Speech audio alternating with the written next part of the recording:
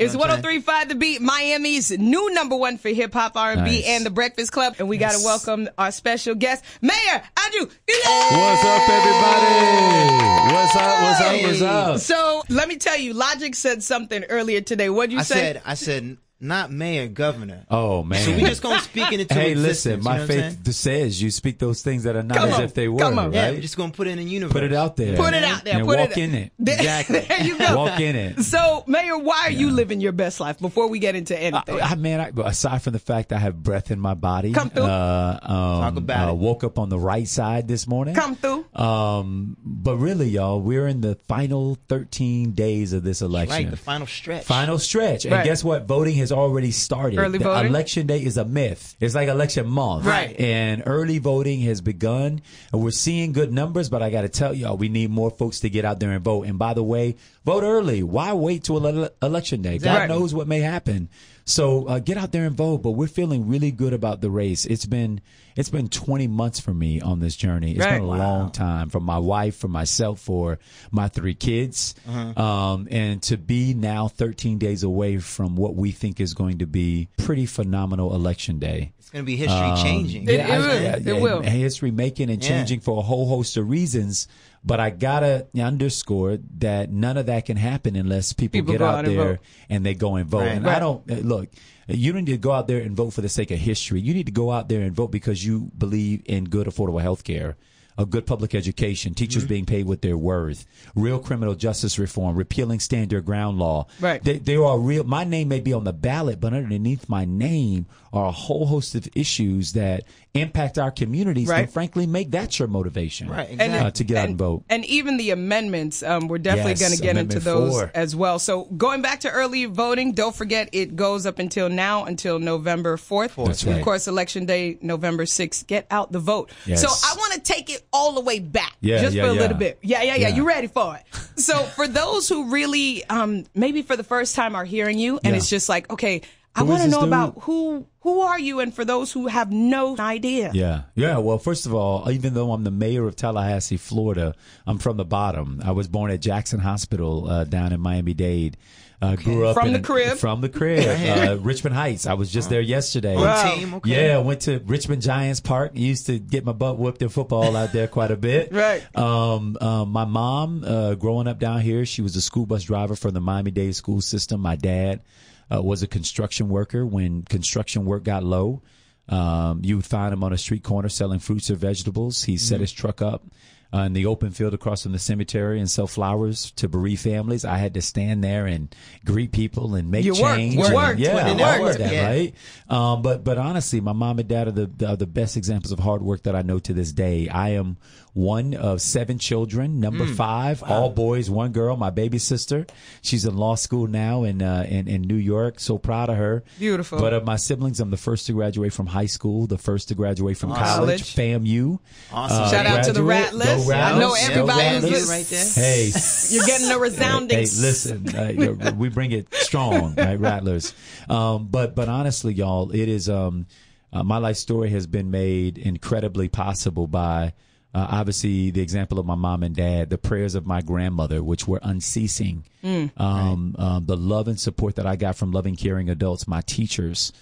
So when I talk about paying teachers what they're worth, it comes from a sincere place. Right now, teachers in the state of Florida make the average salary of the 45th lowest state of all 50 states. We're the 3rd biggest state in America, and our teachers are paid at the back of the pack. I remember as a kid, waiting for the free dental clinic to come through the neighborhood to have my teeth cleaned. I remember watching my mom and dad argue at different times around which bills they could pay before something got cut off. Right. The fact that 44% of the people in our state right now say that they cannot make ends meet. When I talk about creating an economy that works for more people, that is built out of a lived experience. That comes from knowing what it meant to have candlelight dinners, and it wasn't meant to be romantic. Right. It was just what it was. And so I'm committed in more ways than I think I have the words to articulate to changing this state into one that works for more people. And I want people out there to know that these aren't talking points. They're not message. Nobody polled this for me. It's where you come I from. know it because I've lived it. Right. And when you've lived it, it gives you a different kind of urgency around trying to fix make it happen. That's right. So I'm guessing that's where the passion grew from. For sure. I want to get to the point where you actually, because I want people to feel and hear you, and I see it anytime that you speak, like you speak from the heart. Indeed. So when was that pivotal point or that moment that you decided, like, okay, I'm going to run? I can do this? Yeah. Yeah, hell if I know. We're still trying to find that because nobody point. really, it's just sort of like a culmination of whatever, right? Right. Third grade, I ran for homeroom representative. Come I through. lost started that, in right? third grade then. Yeah, well, I lost the race. Okay. That's all right. I've never lost one since. I know that feeling. I don't want to revisit Set back it. for a set up. Yeah, Right. exactly. Come through. But FAMU probably most hyper activated my political awareness. When I entered FAMU in 1998, and we were just coming off of being Princeton Review Time Magazine College of the Year, we had beat out Harvard in our recruitment of National Merit and Achievement Scholars. And FAMU was in typical probably of most HBCUs, particularly for me coming from, Gainesville. After we moved from here, we moved to Gainesville in 1992. I finished high school there. I was one of 3 black kids in the AP classes. You were always the standout. You were no stranger to being that one yeah, kid. right. Yeah. Until I got to FAM, right? Okay. Because everybody was brilliant from their own schools. Everybody was their student body president.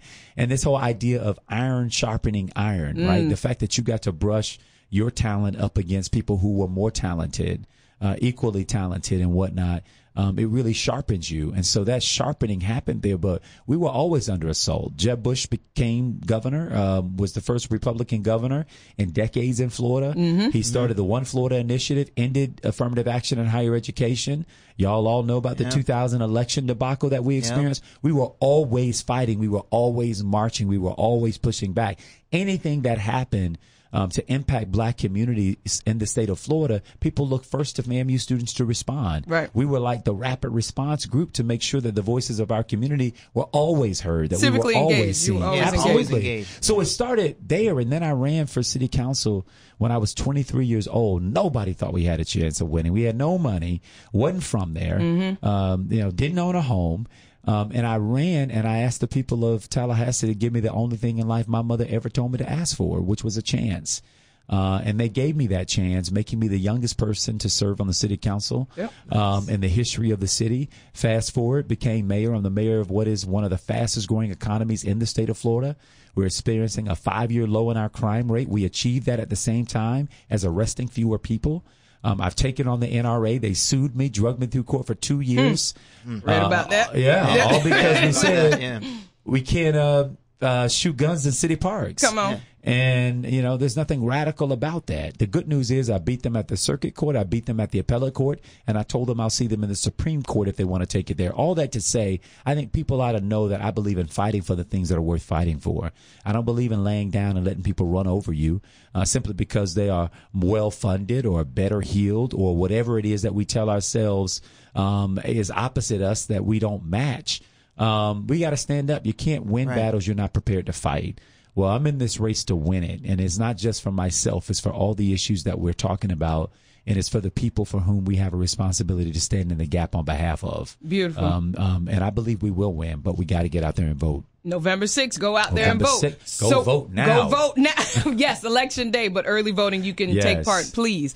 So we're not done with you. So you ain't going nowhere back. You ain't done. You vibe. Are we about to live our best life again or what? So let me. Like I talk in some amigos. Really? Yeah. We're going to get musical. He's from home team. So we're not there yet. Let's get through the, you gotta the ease depths people of things. into We got to it. ease you in. You got So now let's talk about your platforms. Yeah.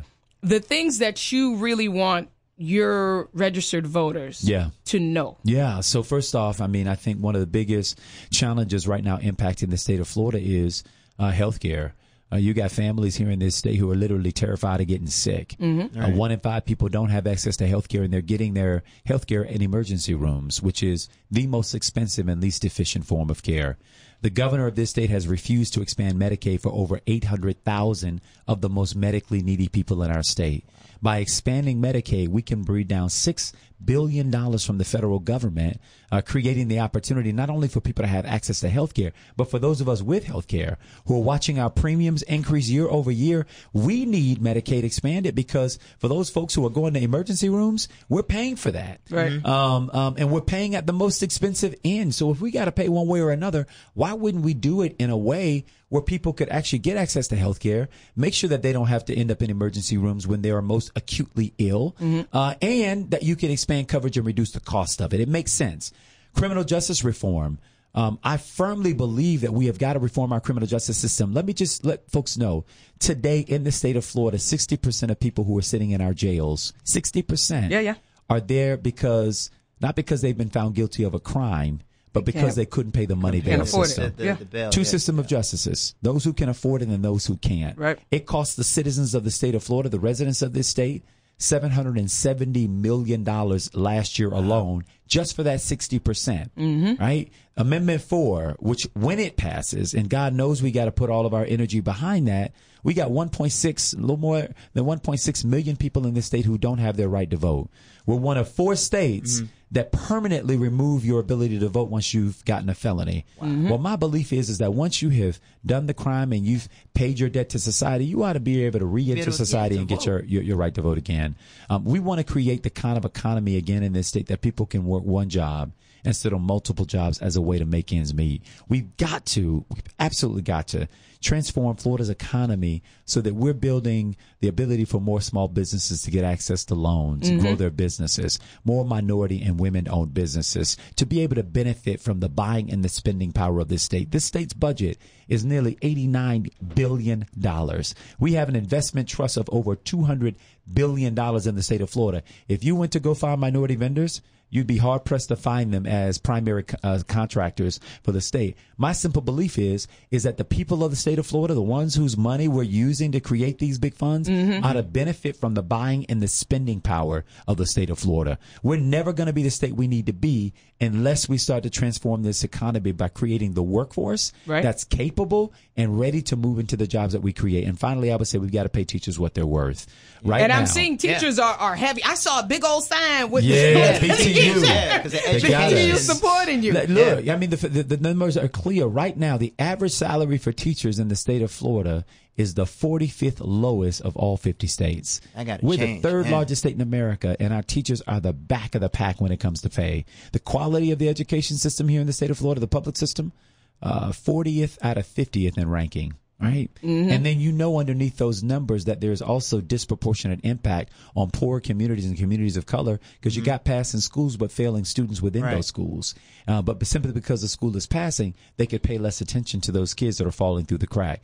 No more. I believe that not only do we have to end this high stakes regime, testing regime that we have in the state of Florida, but we have to reinsert in our public education system woodwork, shop, mechanical, electrical, technical, all those skills and apprenticeship type programs that used to exist. We can't say if you're not on your way to college, there's no use for you. That's a bad message. And I plan to change that when we're governor. And I know we're winding down, but we got to get these questions in. So Logic, I know you have questions. I know you had a tweet. Round. Yeah, well, you had a tweet that you tweeted about like this election isn't about the next 4 years, but about the next 40 years. That's right. And I think that's really important. That's right.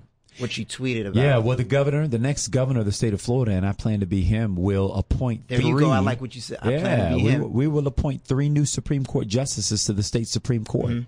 That has the ability to change the balance of the court. And now that President Trump has gotten Kavanaugh on the court, the U.S. Supreme Court is decidedly a conservative court.